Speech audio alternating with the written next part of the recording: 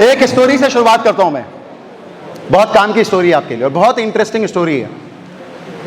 एक बार की बात है, भारतीय इतिहास का एक मोस्ट पावरफुल कैरेक्टर और किरदार है।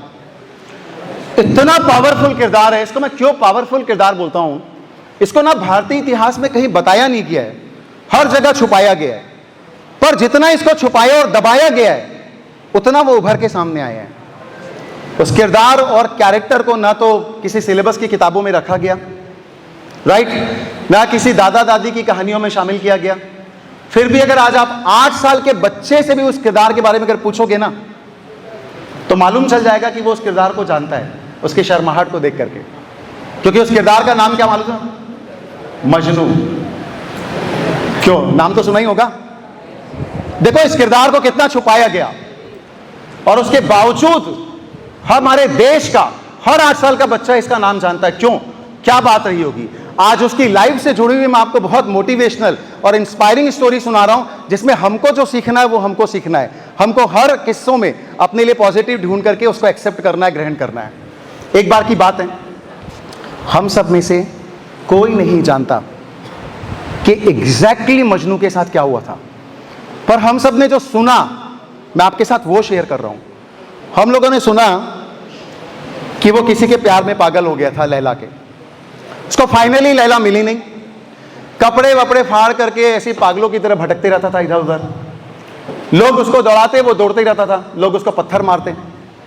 बहुत भिखारी जैसी हालत थी उसकी, राइट। एक बार वो मजनू ऐसे ही ना दौड़ते हुए जा रहा था और उसको दुनिया में कुछ दिखाई नहीं देता। उसको ऐसा लगता कि उसके सामने उसकी लैला जा रही है और वो उसके पीछे जा रहा है, उसके पीछे जा रहा है, उसके पीछे जा रहा है, दौड़ रहा है और आवाज दे रहा है लैला लैला लैला करके, राइट। जब एक बार ऐसे वो जा रहा था तो एक मैदान के पास से वहां पे एक मौलवी साहब अपनी आराधना कर रहे थे। एक साधक थे, एक महापुरुष थे, एक साधु थे, वो अपनी आराधना कर रहे थे। और वो जो मजनू है ना, वो दौड़ते हुए उनकी किताब के ऊपर से चला गया। वो जो महापुरुष थे, साधु महात्मा थे, उनको भयंकर गुस्सा आया, या जो मौलवी जी थे भयंकर गुस्सा आया। उन्होंने चिल्ला के बोला, ए मजनू रुक। मजनू रुका नहीं और जा रहा था दौड़ते दौड़ते। मौलवी साहब का दिमाग और खराब हो गया और चिल्ला के बोला ए मजनू रुक। तो रुक गया मजनू।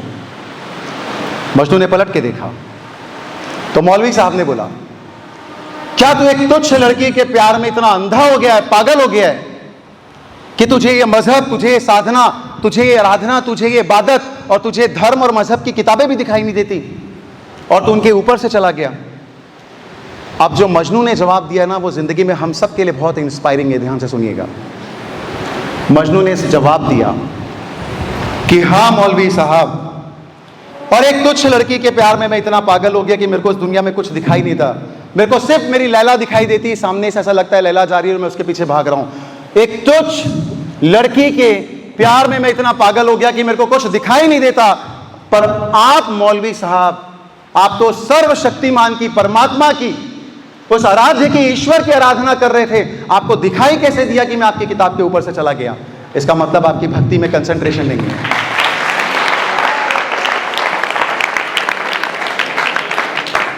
देखो प्यार का बदनाम शख्स था पर दुनिया को कितनी बड़ी सीख देके चला गया। दुनिया में जो काम कर रहे हो उसमें डूब जाओ, ऐसे डूब जाओ, 100% डूब जाओ। याद रखना, दुनिया में जो लोग 50-60% करते हैं ना, उनकी कोई कदर नहीं होती है, कोई वैल्यू नहीं होती है। सड़क पे ऐसे 100 लोग मिल जाएंगे आपको। वो जितने लोग रोड पे घूम रहे और आम आदमी बन के जिंदगी काट रहे हैं ना, वो सब वही है जिन्होंने जीवन में कोई काम 50%, 60% किया था। उनकी कोई कदर नहीं, कोई वैल्यू नहीं है। कद्र किसकी है, वैल्यू किसकी है बोलिए? जो 100% करता हो, डूब के करता हो, 100% करता हो, दुनिया का चाहे कोई भी काम हो। अगर पढ़ाई कर रहे हैं जिस समय, तो सिर्फ पढ़ाई करना है। अगर स्पोर्ट्स में है तो स्पोर्ट्स करना है। सो रहे हैं तो 100% सोना है। खाना खा रहे हैं तो 100% खाना खाना है। जो 100% शिद्दत से कोई काम करता है ना, दुनिया उसके सामने झुकती है एक दिन। इसीलिए प्यार का बदनाम शख्स था पर इतना बढ़िया मैसेज देके गया दुनिया को।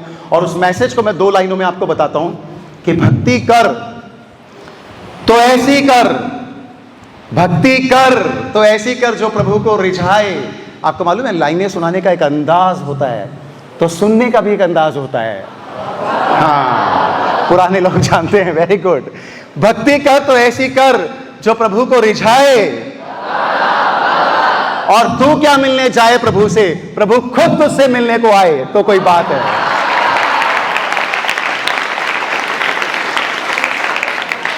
तो आज से कोई काम, मेरा पहला मैसेज इस प्रोग्राम का, आज से कोई काम ऑर्डिनरी करना है कि 100% करना है?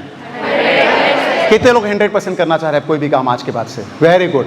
तो बगल वाले से हाथ मिलाइए, बगल वाले से हाथ मिलाओ, उसका हाथ पकड़ो, पकड़े रहो, बोलो सुन मेरे भाई, बोलो सुन मेरी बहन, आज से कोई भी काम 100% करेंगे, उसमें डूब जाएंगे।